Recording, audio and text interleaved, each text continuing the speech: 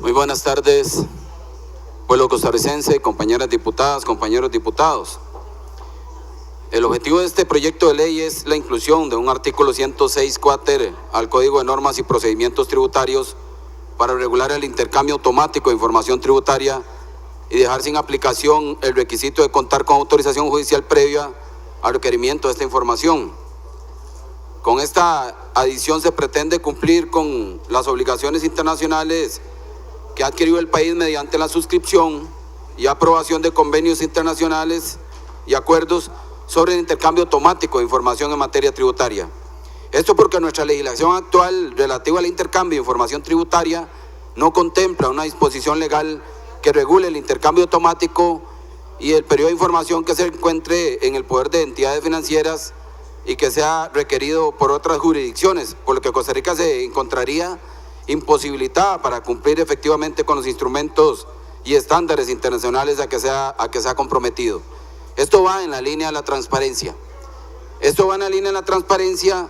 Y efectivamente en esa línea de la transparencia y de las incoherencias y más incoherencias que yo he venido manifestando en este Parlamento, debo indicar que en los últimos días estamos siendo testigos de cómo los tecnócratas diligentes y especialistas del status quo, a manera de técnicos deportivos, refuerzan su sistema defensivo para asegurarse de que no fructifique ningún intento que pretenda que los ricos contribuyan a la sociedad de acuerdo a sus posibilidades mediante reformas tributarias implementadas en la mayoría de los países del mundo.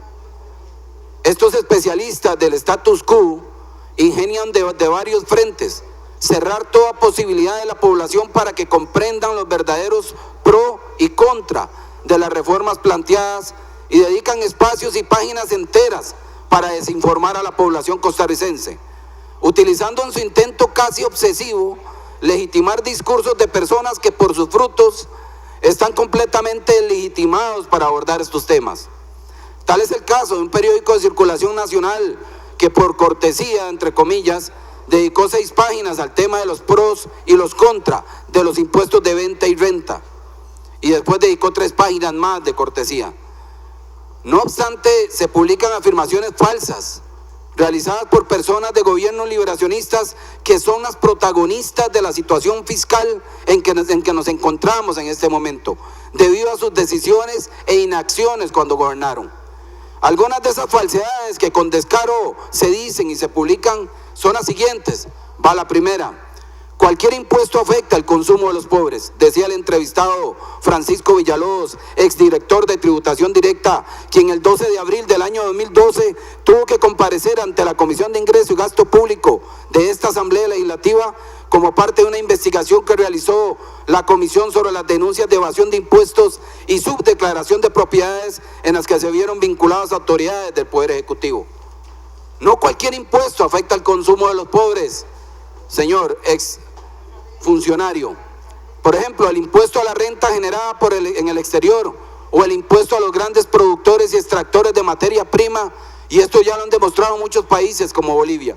Tampoco afectan de ninguna manera a los pobres los impuestos a la renta de capital, ni los impuestos sobre dividendos o sobre bienes de lujo, o los impuestos a quienes generan una gigantesca plusvalía con nuestras riquezas naturales, como los megahoteles como Papagayo, que no pagan ni un 5% de lo que sus arcas recaudan, o como lo hizo el Hotel Río, que destruyó humedales, flora, fauna y nunca indemnizó al Estado ni reparó el daño.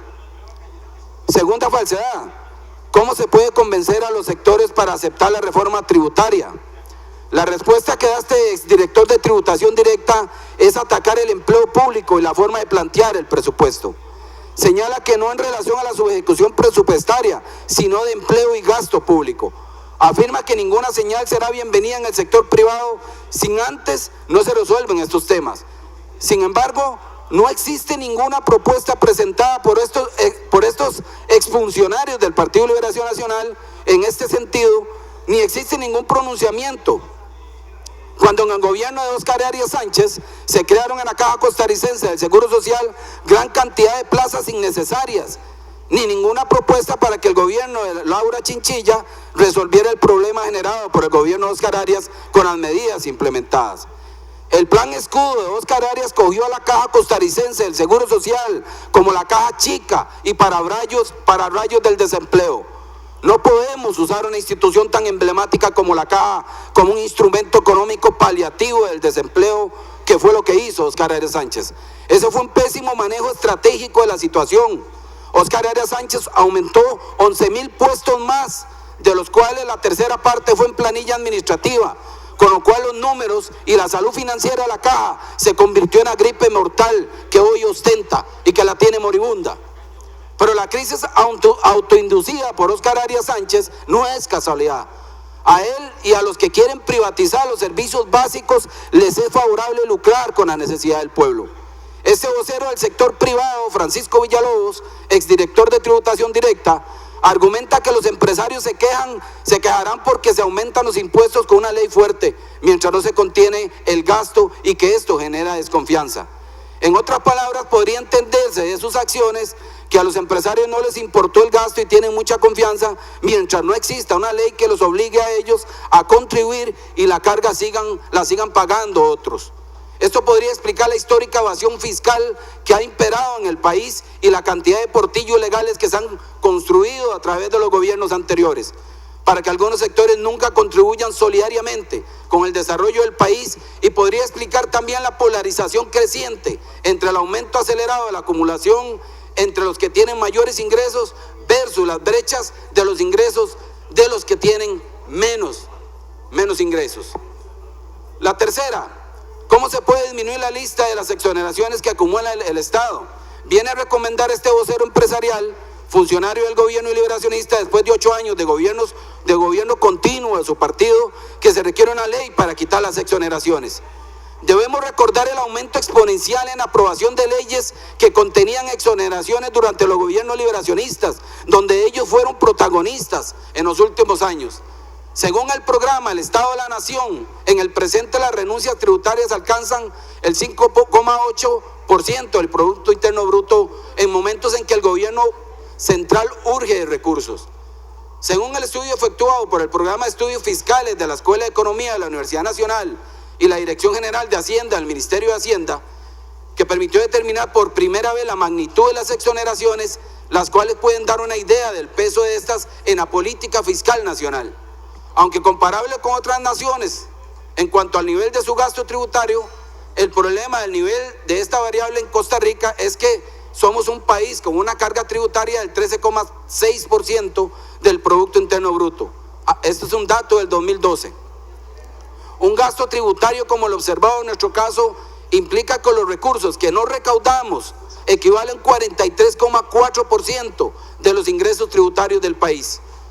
En el contexto de una crisis fiscal como la actual, con las dificultades políticas que se enfrentan para lograr un acuerdo en materia de impuestos, la revisión de nuestras exoneraciones adquiere un matiz particularmente importante.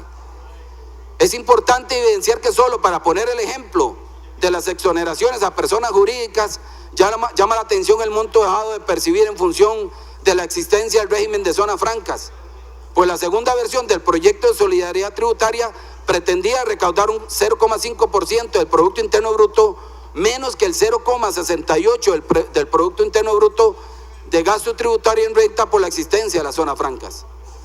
Además, es de vital importancia evidenciar que existen casos que han tendido a redistribuir rentas existentes sin considerar el uso que se le estaba dando a esos recursos cuando la reforma legal se creaba en el destino que se aprobó, como es el caso de FODESAP, donde debido a exoneraciones de sectores que fortalecían el fondo, cada vez ingresan menos recursos y terminan las instituciones por no recibir los recursos que se necesiten y desatender las necesidades de las personas que requieren de este presupuesto.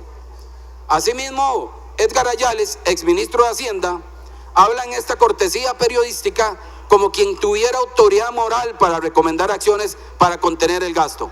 Este ministro irresponsable que firmó contratos de alquiler en los últimos meses de su gestión por sumas millonarias, por espacios que no necesitaban. Tal es el emblemático caso del Partido Liberación Nacional, cuando su contrato relámpago dejó amarrado el edificio del INAMU por 5 años, donde se pagarían 2.600 millones de colones, pero fue durante la gestión de este exministro de Hacienda. del señor Ayales. Pero también el ministro de Hacienda actual lamentablemente sigue el mismo camino, indicando que alquilaron un gigantesco edificio para 23 empleados que cuesta 53 millones de colones mensuales el alquiler.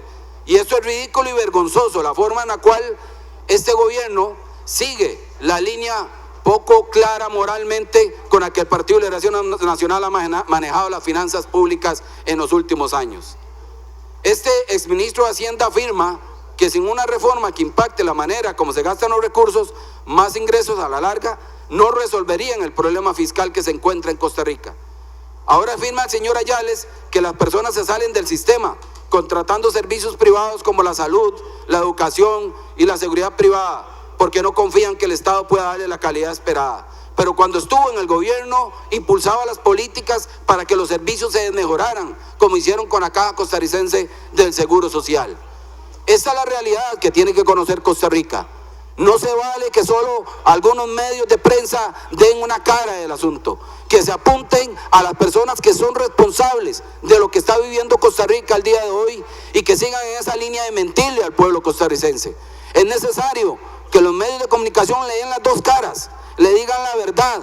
Es entendible que hayan manos, que hayan fuerzas de poder que manejan lo que les interesa en función de engañar al pueblo costarricense, es entendible, pero creo que ya es insostenible la mentira y es un riesgo que están corriendo de seguir en esa línea de mentirle al pueblo. Por eso desde el Frente Amplio vamos a insistir y vamos a través de esta curul y a través de este Parlamento a decirle a nuestro pueblo costarricense cuál es la verdad, cuál es la otra cara, aun cuando muchas veces esa prensa no nos dé la oportunidad de decírselo a través de los mismos medios que la mentira ha utilizado para engañar al pueblo costarricense. Esta es la verdad y seguiremos en la línea de seguir quitando ese disfraz, no solo en el tema de renta y venta. Vamos a hablar también del déficit fiscal, que también nos han engañado con una versión de los recortistas, que no es verdad, que no es cierta, y que después vamos a ir ahondando profundamente cuáles son las raíces y cómo de una verdadera forma podemos equilibrar el déficit fiscal. Pero ¿por qué hay un déficit fiscal al día de hoy? Porque hay responsables de ese déficit fiscal. Liberación Nacional fue el único que tuvo durante 2 años consecutivos un superávit y no lo utilizó de la mejor manera. Lo despilfarró. Tiene responsabilidad sobre ese déficit que hay ahora. Tiene responsabilidad de buscar soluciones en conjunto con el gobierno actual, pero el pueblo de Costa Rica tiene que saber cuál fue esa historia. Y esa historia se la va a contar el Frente Amplio. Y esa historia se la vamos a contar porque no es justo, repito, que se siga engañando al pueblo costarricense, que se utilicen los medios de comunicación, pero más lamentable, que se utilicen personas como voceras que no tienen, que son las que moralmente son las menos indicadas para hablar de esos temas del pueblo costarricense y que son corresponsables directos de la situación en la que está el país. Muchas gracias, señor presidente. ¿Cuánto tiempo me queda? 1 minuto 45, diputado. Está bien, muchas gracias, señor presidente. Gracias.